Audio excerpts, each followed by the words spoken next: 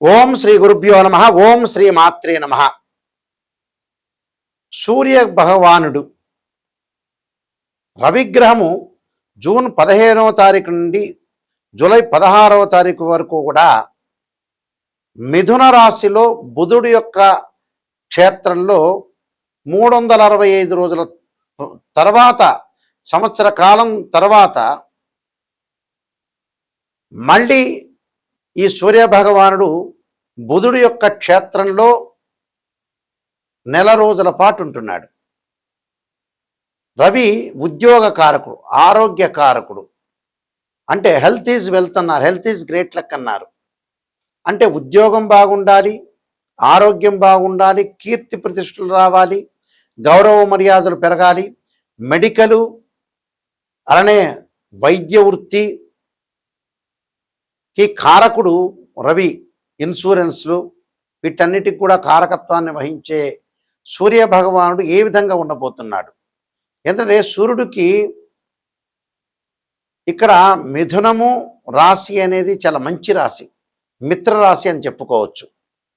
ఆ మిత్రరాశిలో సంవత్సరం తర్వాత మళ్ళీ ఆ బుధుడి యొక్క క్షేత్రంలో ఉండటం వల్ల ఎలాంటి వ్యాపార సంబంధమైన విషయాలు కానీ, ఆరోగ్యపరంగా కానీ, ఉద్యోగపరంగా కానీ గోచారీత్యా ఏ విధంగా ఉండబోతుందో ఒక్కసారి మనం తెలుసుకుందాం. మేషాది ద్వాదశ రాశుల వాళ్ళకి ఎలాంటి ఫలితాలు జరగబోతున్నాయో మనం తెలుసుకుందాం.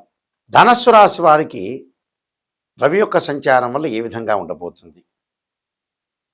ధనస్సు రాశి వారికి సప్తమ స్థానంలో రవి యొక్క సంచారం. సప్తమంలో రవి ఉండటం వల్ల భార్య పిల్లల విషయంలో కొంత జాగ్రత్తగా ఉండాలి. వైఫ్ అండ్ హస్బెండ్ రిలేషన్షిప్లో కొంత జాగ్రత్తగా వ్యవహరించాలి. కుటుంబంలో గొడవలు, సంతాన బాధలు, నిరుత్సాహాలు, ప్రయాణంలో నష్టాలు జరగకుండా, కుటుంబంలో అనారోగ్య విషయంలో కొంత శ్రద్ధ పెట్టాలి. కుటుంబంలో కూడా ఆరోగ్యపరంగా కొద్దిగా జాగ్రత్తగా ఉండాలి. అధిక ప్రయాణాలు అంటే ప్రయాణాల వల్ల నష్టం జరుగుతుంటుంది. అందువల్ల ప్రయాణాలు కొద్దిగా ఆపుకోండి. వెళ్ళాలని కూడా అర్జెంట్ సమయంలో మాత్రం వెళ్ళండి. నమ్మిన వారి వల్ల మోసపోతారు కాబట్టి ఎవరిని తొందరపడి నమ్మొద్దండి. ఇరుగు పొరుగు వారితో కొన్ని విభేదాలు వచ్చే అవకాశాలు, అలానే తల్లి భార్య తరఫున బంధువుల విషయంలో కూడా కొన్ని బాధలు కలిగే అవకాశాలు ఎక్కువ ఉంటాయి. తల్లి భార్య తరఫున బంధువుల రీత్యా కూడా కొన్ని బాధలు కలగకుండా చూసుకోండి. కొంత తల్లి యొక్క ఆరోగ్య విషయంలో శ్రద్ధ పెట్టండి, భార్య యొక్క ఆరోగ్యంలో శ్రద్ధ పెట్టండి. భార్యాభర్తల మధ్యలో అనవసరంగా డిస్ప్యూట్స్ అనేది రాకుండా చూసుకోవడం చాలా మంచిది. అంటే ఏదో రకమైన ఇబ్బందులు పెరుగుతాయి. ఆర్థిక పరంగా ఖర్చులు బాగా పెరుగుతాయి. డబ్బులు ఫైనాన్షియల్ పరంగా వస్తాయి, కానీ ఖర్చులు పెరిగే అవకాశాలు కూడా ఎక్కువ ఉంటాయి. ఖర్చులు నియంత్రణ చేసుకొని ముందుకెళ్ళండి. నేను కొన్ని పరిహారాలు చెప్పబోతున్నా, ఆ పరిహారాలు మీరు పాటించండి, మీకు మంచి జరిగే అవకాశాలు ఖచ్చితంగా ఉంటాయి. ఇవన్నీ కూడా గోచార రీత్యా చెప్పబడే ఫలితాలు అంటారు. అంటే this is the transit system అంటారు. బర్త్ చార్ట్కి ట్రాన్సిట్ సిస్టానికి లాట్ ఆఫ్ డిఫరెన్స్ ఉంది. గోచారాన్ని కూడా చూసుకోవాలి. ఈ వారంలో ఏం జరగబోతుంది, ఈ 10 రోజుల్లో ఎలా జరగబోతుంది, ఈ నెల రోజుల్లో ఎలా జరగబోతుంది, ఈ 3 నెలలు 6 నెలలు సంవత్సరంలో ఏమి జరగబోతుంది, ఎలాంటి నిర్ణయాలు తీసుకోవాలి, ఎలాంటి ఇండికేషను, ఆరోగ్యపరంగా ఇబ్బందుల, ఎంప్లాయ్మెంట్ పరంగా ఏ విధంగా ఉండబోతుంది, వ్యాపారము, ఉద్యోగము, చదువు, వివాహము, సమస్యలు, ఇళ్ళు, సంతానం, ఇలాంటివన్నీ కూడా ఏం జరగబోతుంది అని ప్రజెంట్ సిచ్యువేషన్ చెప్పేది గోచారం. లాంగ్ రన్లో ఏ విధంగా జరగబోతుంది, లాంగ్ రన్లో మనం ఎలాంటి నిర్ణయాలు తీసుకోవాలి అంటే ఎంప్లాయ్మెంట్ పరంగా, ఆరోగ్యపరంగా, ప్రొఫెషనల్ పరంగా, వివాహపరంగా, సంతాన పరంగా, కోర్టు సమస్యలు, ఇలాంటివన్నీ తెలిపేది ఏంటంటే బర్త్ చార్ట్ అంటారు, నేటల్ చార్ట్ అంటారు. ఈ రెండిటికి లాట్ ఆఫ్ డిఫరెన్స్ ఉంటుంది. అంటే రెండూ తెలుసుకోవాలి. గోచారం అనేది 20% సపోర్ట్. మనం చేసే ప్రతి పనికి కూడా అది చెయ్యొద్దు, ఇది చెయ్యొద్దు, ఇలా చెయ్యాలి, ఒక సూచన, ఒక రిప్రజెంటేషన్ ఇచ్చేది ఏంటంటే గోచారం. లాంగ్ రన్లో రిప్రజెంటేటివ్ ఇచ్చేది ఏమిటి అంటే బర్త్ చార్ట్. దాన్ని డివిజనబుల్ చార్ట్స్ ఉంటాయి, 16 డివిజనబుల్ చార్ట్స్ ఉంటాయి. ఆ చార్ట్స్ని మనం చూడాలి. అంటే ఈ 16 డివిజనబుల్ చార్ట్స్ మ్యాథమెటికల్ క్యాల్కులేషన్ వేసి ఒక అబ్బాయికి వివాహం జరగట్లేదా అంటే రాశిచక్రము, నవాంశం, భావచక్రం, దశలు, అంతర్దశలు. వృత్తిపరంగా ఎలా ఉండబోతున్నారు? రాశిచక్రము, దశమాంశచక్రము, భావచక్రం, దశలు, అంతర్దశలు.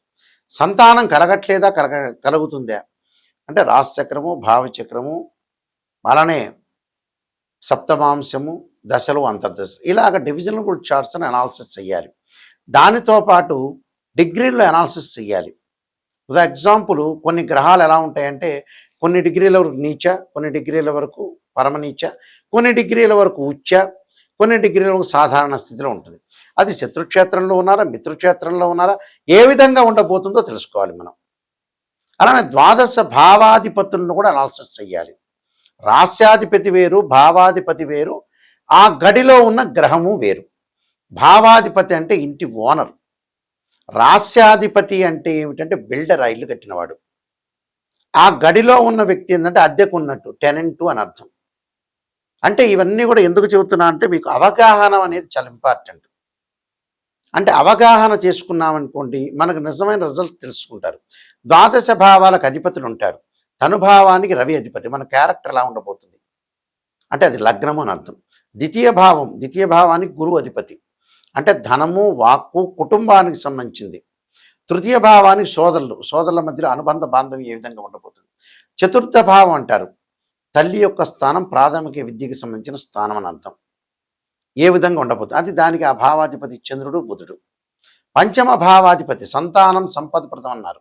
గురువు బాగుండాలి, ధనం బాగుండాలి, యశస్సు, కీర్తి ప్రతిష్టలు పెరగాలి. అంటే ఏమిటి, పంచమ భావం కూడా బాగుండాలి. సంతానం సంపద ప్రథం అంటారు. ఎంత డబ్బులు సంపాదించినా పిల్లలకి ఇవ్వటానికేగా. పంచమ భావకారకుడు గురువు ఎలా ఉన్నాడు. షష్టమ భావకారకుడు శత్రువులు ఉన్నారా, మిత్రులు ఉన్నారా, బంధువులు ఈ రోజు ఉన్న వాళ్ళు రేపు మారిపోతారు ఆటోమేటిక్గా. ఎవరిని నమ్మకూడదు. ఈ రోజున్న విషయాలు రేపు ఉండవు గ్యారంటీగా, అది 100% షూర్. ఎల్లకాలం కూడా, ఎందుకంటే మనిషికి బ్రెయిన్ మెచ్యూరిటీ వాల్యూస్ పెరగవు. భగవంతుని కొలిచినా కూడా కొంతమందికి రావు.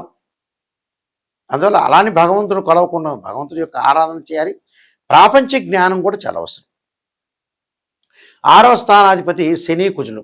మనం ఎంత బాగుపడుతున్నా కూడా మంచి బాగుపడుతున్నాం, ఎదుటివాడికి ద్వేషం, వాడు డబ్బులు ఇవ్వలేకపోయినా. శత్రువులు మిత్రులకి స్థానం ఏంటంటే 6వ స్థానం, రుణాలు, రోగాలు. 7వ స్థానం వివాహం, చాలా ఇంపార్టెంట్. వివాహ స్థానం ఏంటి, వివాహానికి అధిపతి శుక్రుడు. అష్టమాధిపతి శని, ఆయుష్ ఉండాలిగా ఏ పని చేయాలన్నా. భాగ్యాధిపతి అంటే భాగ్యస్థానం, అంటే పితృస్థానం కూడా అదే. రవి, గురువులు శాసిస్తుంటాయి. భావాధిపతులు రవి, గురువులు.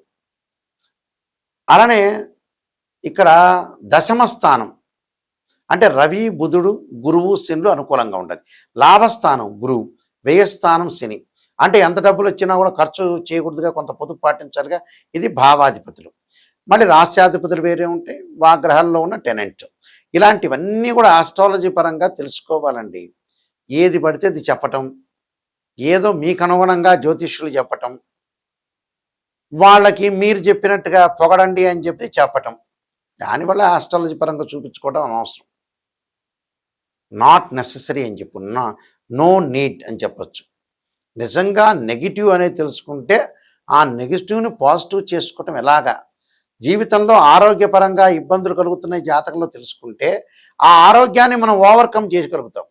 మీరు డబ్బులు ఖర్చు పెట్టబోతున్నారు, డబ్బులు చేజారిపోతున్నాయి అంటే చేజారిని ఇవ్వకుండా చేసుకోండి అని చెప్పే ఇండికేషన్ గోచారం, జాతకం కూడా. అంటే ఇవన్నీ తెలుసుకోవాలి. వివాహపరంగా ఇబ్బందులు కలగబోతున్నాయి జీవితంలో అంటే దానికి రెమెడీను, తర్వాత చాలా జాగ్రత్తగా అనుసరించి సంబంధాన్ని చూడటం, కోర్టు సమస్యలు రాబోతున్నాయి అని తెలుసుకుంటే చాలా జాగ్రత్తగా ముందుగానే మనం జాగ్రత్త పడే అవకాశాలు ఎక్కువ ఉంటుంది. అలా సంతానం కలగట్లేదంటే సంతానపరంగా ఎలా ఉండబోతుందని తెలుసుకోవాలి. అంటే ఇవన్నీ ఎంప్లాయ్మెంట్ కానీ, బిజినెస్ పరంగా కానీ, బిజినెస్లో పెట్టుబడులు పెట్టచ్చా లేదా అనేది కూడా తెలుసుకోవటం కూడా జాతకమే. అందువల్ల జాతకాన్ని క్లియర్గా అనాలిసిస్ చేస్తే చాలా మంచిది. ఫార్ములా నెంబర్ 1లో నెగిటివ్ని పాజిటివ్ చేసుకోవటం ఎలాగా అంటే నెగిటివ్ జాతకాన్ని మనం తెలుసుకోవాలి. తెలుసుకొని మనం దాన్ని ఓవర్కమ్ చేయటం ఎలా తెలుసుకోవాలి. అలానే ఫార్ములా నెంబర్ 2, 3 కూడా ఉంటాయి. 2, 3 అంటే నిజాన్ని తెలుసుకోవటం ఫార్ములా నెంబర్ 2. ఫార్ములా నెంబర్ 3 ఏమిటంటే మనం అసత్య ధోరణిలో ఉండకూడదు, మనం మోసం చేసుకోకూడదు. మనం మోసం చేసుకోవటం వల్ల నష్టం జరిగే అవకాశాలు ఖచ్చితంగా ఉంటాయి. ఎందుకంటే సత్యదూరం అంటారు. మనల్ని మనం మోసం చేసుకోవటం వల్ల ఏం తెలుస్తుంది మనకి, మనమే నష్టపోయేది. ఒక ఆస్ట్రాలజర్ని అప్రోచ్ అయినప్పుడు నిజాన్ని చెప్పండి గురువు గారని నేను చెప్పాలి. నేను చాలా number of astrology books writer కూడా. రాజమండ్రి మోహన్ పబ్లికేషన్ వారి దగ్గర నేను చెప్పబోయే పుస్తకాలు దొరుకుతాయి. మా దగ్గర కూడా లభ్యమవుతాయి. అక్కడ కాలసర్పయోగము, కాలసర్పయోగ చంద్రిక, రాహుకేతులు, ఛాయాగ్రహాలు, పుత్రగణపతి వ్రతము, జాతక చంద్రిక, వివాహ మార్తాండము, స్వప్నశాస్త్ర ఫలదీపిక, సర్వదేవతా గోత్రులు పార్ట్ 1 పార్ట్ 2, నవగ్రహ దోషాలకి దశమహావిద్యల యొక్క అమ్మవారి యొక్క పారణాలు, అలానే బృహత్ పరిహార సింధు, ఇలాంటి నెంబర్ ఆఫ్ ఆస్ట్రాలజీ బుక్స్ రాశాను నేను. మా వెబ్సైట్ www.nayakanti.com, nayakanti.in. ఎందుకంటే మేము వంశపారంపర్యంగా చెప్పేవాళ్ళం. మా నాన్నగారు కూడా శ్రీశైలంలో ప్రధాన పురోహితులుగా ఉన్నారు. వారు కూడా ఇంటర్నేషనల్ ఆస్ట్రాలజీలో మెంబర్ కూడా. అంటే మా గ్రాండ్ ఫాదరు మా వంశమంతా కూడా ఆస్ట్రాలజీ పరంగా ఉన్నవాళ్ళని రీసెర్చ్ చేసిన వ్యక్తులు మేము. అంటే నిజాన్ని తెలుసుకుంటే మిమ్మల్ని నేను సేవ్ చేయగలుగుతా. అబద్ధాన్ని తెలుసుకున్నాను అనుకోండి, జాతకం చెప్పించుకోవడం దండగా. ఎవరైనా సరే బాగుపడాలనుకునే వ్యక్తులు నాకు మాత్రం ఫోన్ చేయండి. కాలక్షేపంగా జాతకం చెప్పించుకునే వాళ్ళు అవసరం లేదు. అందువల్ల మా వెబ్సైట్ www.nayakanti.com, nayakanti.in. అయితే ఇవన్నీ కూడా జాతకపరంగా రవిగ్రహం అనేది మన జాతకంలో దోషం ఉందంటే మాతాంగి దేవి యొక్క ఆరాధన చెయ్యాలి. ఆదిత్యాయుజ్ఞే సహస్రమూర్తాయ ధీమే తన్నో సూర్య ప్రచోదయాత్, ఆదిత్యాయుజ్ఞే సహస్రకిరణాయ ధీమే తన్నో సూర్య ప్రచోదయాత్ అనే మంత్రాన్ని అగ్నిదేవుణ్ణి ఆరాధన చేయండి. రుద్రుణ్ణి పరమేశ్వరుని ఆరాధన చేయండి. తత్పురుషాయుధే మహాదేవాయ ధీమే తన్నో రుద్ర ప్రచోదయాత్ అనే మంత్రాన్ని గోధుమలు, ఎర్రని వస్త్రము, ఎర్రని పూలు, ఎర్రని గొడుగు, ఎర్రని వస్తువులు బ్రాహ్మణుడికి దానం చేయండి. గోధుమతో ఉన్న ప్రసాదాన్ని ఆదివారం రోజున దేవాలయంలోకి ఇచ్చి భక్తులందరికీ కూడా వితరణ చేయమని చెప్పండి. సూర్యభగవాన్ని ఉషాఛాయా సమేత సూర్యభగవాన్ని ఆరాధన చేయండి. ఇంకా వివాహం కాని వ్యక్తులు ఎవరైతే ఉంటారో ఉషాఛాయా సమేత సూర్యనారాయణ స్వామి యొక్క కళ్యాణం చేయటం వల్ల కూడా మంచి సుఫలితాలు జరిగే అవకాశాలు ఖచ్చితంగా ఉంటాయి. కాబట్టి ఇలాంటివన్నీ కూడా చాలా జాగ్రత్తగా అనుసరించి ముందుకెళ్ళండి. మీ అందరికీ కూడా శ్రీ పరమేశ్వరుడు యొక్క అనుగ్రహం ఉండాలని ఆశిస్తూ సర్వే జనా సుఖినో భవంతు.